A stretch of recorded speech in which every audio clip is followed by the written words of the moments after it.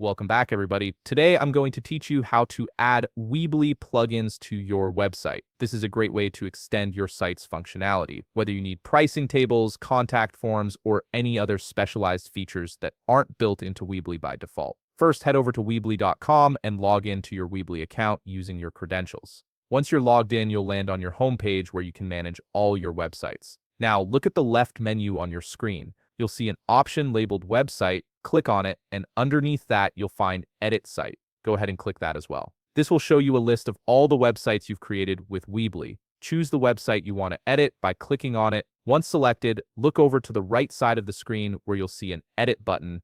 Click this button to open up the editor page for your website. This is where all the magic happens and where you'll be able to customize and add new features. Once you're in the editor page, focus your attention on the top menu. Find and click on Apps. This action will take you directly to the App Center, which is essentially a marketplace filled with various plugins and extensions you can add to enhance your Weebly website. In the App Center, you have access to a wide variety of apps to choose from. Let's say, for example, you want to add a pricing chart to your website. Simply type pricing chart or whatever app you're looking for into the search bar at the top. This will filter the results and show you relevant options. Once you find the app you want, click on it to view more details. When you're ready to add it to your site, click the Add button. After that, you'll see a Connect button appear. Click Connect to authorize and install the app to your Weebly account.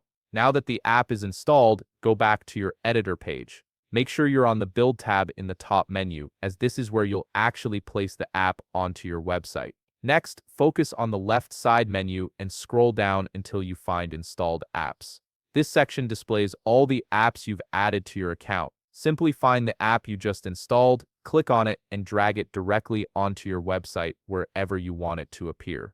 You can position it in any section or page of your site. And that's it.